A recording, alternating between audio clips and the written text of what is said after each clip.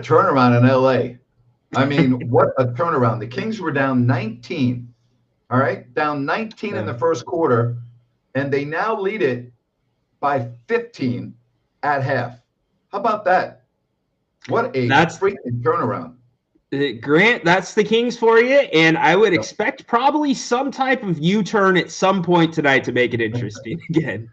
The one thing that we've seen in the previous two games, the Lakers can't stop the Kings. I mean, their defense just can't stop the Kings. The Kings have put up big numbers in the previous two games, and here they are with 72 at the half. So, I mean, unless the Kings stop themselves, which we've seen them do, I don't think the Lakers can do it. The only way is if the Kings stop themselves.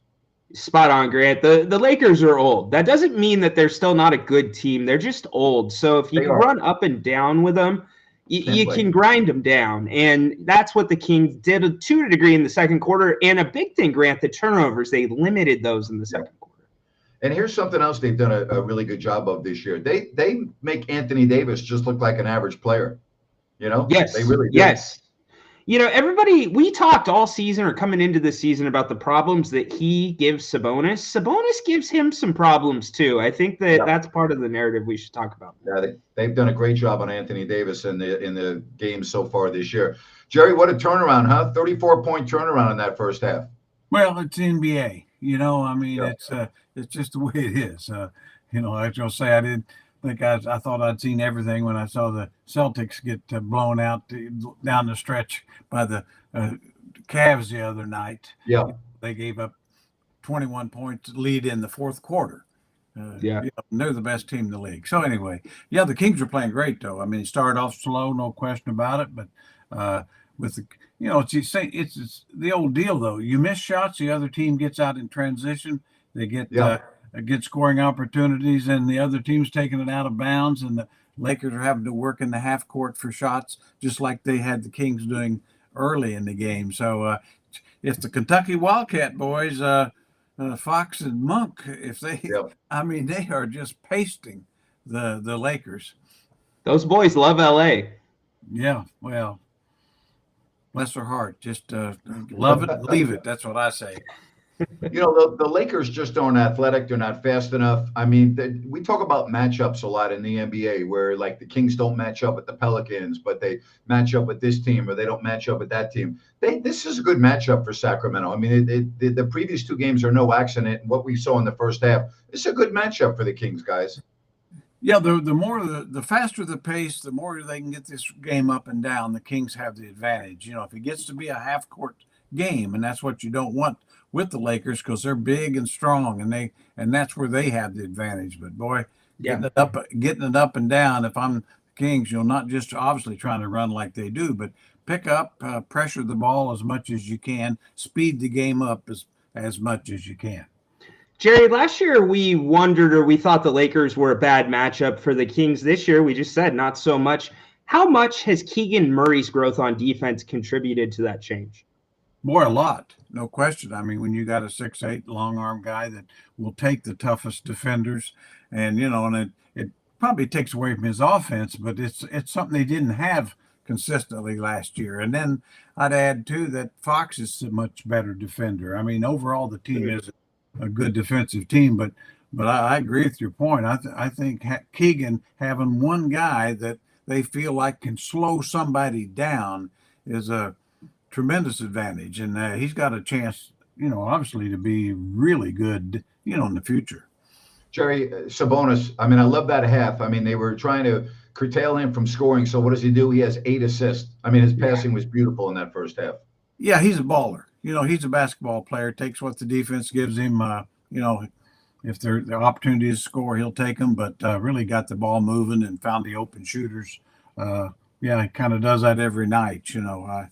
The efforts there, just be more of the same, you know. And I think, I mean, probably he'll get some scoring opportunities with the guards being as effective as they are. He'll probably get some more scoring opportunities in the second half. Rhino, what do you got for a final score for me tonight? I think the Kings hold on. I think it'll get a little bit closer. I'm going to say Sacramento 131, the Lakers 120. All right, I got the Kings winning this game 134 to 116. Jerry? 128, 120, Kings. All right. Well, we all got the Kings. So we're not going to see a repeat of the fourth quarter against the Bulls. Is that what we're saying? I'm scared to say anything.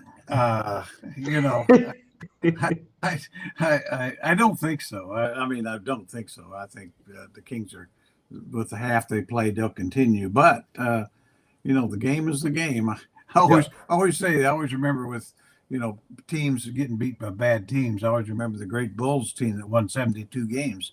Of their 8 losses, they lost 2 to expansion teams, Toronto and Charlotte. Yeah. So it's how about that?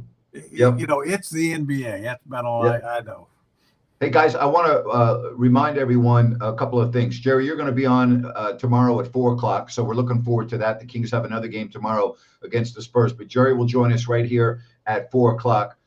Me and Ryan will be on tonight post-game show, hopefully talking about a Kings win. And if you missed Scott Pollard on earlier, you can go check it out on my YouTube channel right here. If you don't like that, if you don't want to watch, you can listen to it on audio only on my podcast platforms, whatever your favorite podcast is. You can go to ifyoudon'tlikethat.com or grantnapier.com. You can listen to it there. Again, it was a really interesting and informative conversation that I had this afternoon with Scott Pollard. So if you missed it, I hope you can go back and check it out. By the way, I watched it. It was great. Obviously. Thank you. You guys got great rapport. You ask great questions, and Scott looks tremendous. And but yeah, I'd advise anybody, get the chance, take the time. You'll really enjoy it. Thank you very much. It was a great. I learned a lot. I'll say that, and I also learned that you have to be 7 feet tall to call Grant Big Red. Yeah, that's a very good point. Yeah, I don't know. We got some very strange names that we call one another that's not suitable for this format, but right, or any format for that matter. Absolutely. We talk about just organ donors and medical technology. And Ryan, you've recently gone through 2 hip replacements, and it's amazing how quickly you recovered from that. About a half hour ago, I was just messaging my brother who lives in Tennessee. And he just had his hip done 3 weeks ago, and he was talking about how good he feels, how well he's moving, and it's just medical technology. It's just amazing to me. It really is. It's incredible. I mean, you wake up from surgery and they say, we want you to walk, and it's like, you want me to do what? And you're walking. So the fact that you were able to be close to Scott that soon after a transplant still blows my mind. Oh, amazing. Right. Yep. All right, so this second half, Jerry, if the Kings were to falter, and I don't think, because I love the way they match up with the Lakers, what do you think would go awry? I mean, in other words, what's the only way you think they can lose this game? Because other than the first, 8 minutes of the game, they controlled the play on almost every possession. Well, if Malik and Fox, cool off, and obviously Davion Mitchell was terrific in that stretch. Well, but if the long ball's not going, and LeBron gets a chance to play a lot more half court, that worries me because he's going to get guys in foul trouble, whether they foul or not. He's going to get them in foul trouble, and so that's just the nature of the league. So that scares me. I mean, LeBron James is LeBron James, so never count him out. The Lakers are dead last in the NBA in offensive rebounding. Tonight they have 3. You cannot let them get second opportunities and get a second look at the hoop. All right, good point. We'll keep an eye on that. I just, again, I always talk about matchups so often, and this matchup to me, if I'm looking at this from a Lakers perspective, can they come back and win? Of course, they have tremendous players. But the matchup, it just doesn't lend itself. It's not a recipe for success from a Lakers point of view. And these teams play again in a week. And here's the other important aspect of this: the Kings can bury the Lakers. All right. In other words, the Lakers will not finish ahead of Sacramento if the Kings win tonight in all likelihood. Why? There aren't enough games left. There really aren't. The Kings would have to just completely hit the skids, and the Lakers would have to get really hot. So that's another aspect of this game. You can really make life miserable for the Lakers in terms of catching you. So that won't happen if the Kings win tonight, in my opinion. And you can make life easier for you tomorrow night on the second night of a back-to-back. Get your guys some rest here in the second half if you can get a comfortable lead. Yep. Well, and I think we all know too that even if you get this win, and that's still a lot to be determined, is the game tomorrow night. There is no sure things. The No, Spurs and the fact that the play Spurs better. have their super young man not playing in Yeah. Wemby actually is an advantage for the Spurs against the Kings, because whenever someone big is out of the lineup, the Kings lose, right? Yeah, I mean, it just seems like they find a way to take a good break and turn it into a bad break. But anyway, yeah, as you guys pointed out, I mean, it's such a key to get this win, and that's still a lot of work to be determined. And then if you could finish it off with getting the Lakers again, then that Yeah. and you just can't beat the Lakers enough, suit me. But these are really important games for the Kings and Lakers.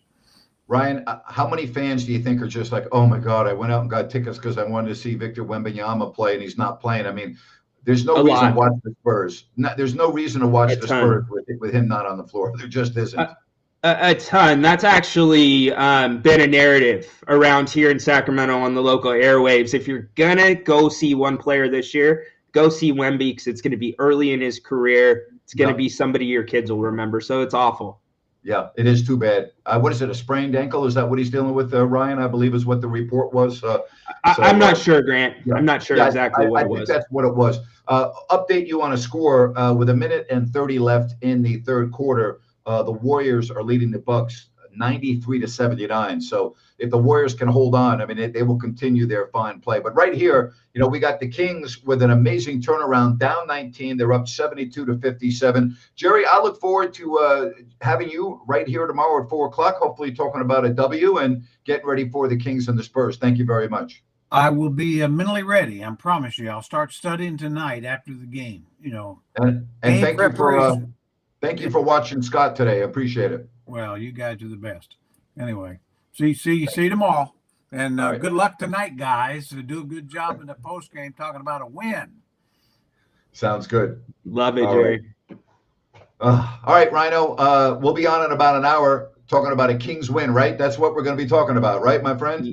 Well, we're not going to be the only ones talking. Open phones after the show. If you haven't joined us, it's a lot of fun. So be here. All right. We'll talk to you after the game. Enjoy, everyone. Thank you.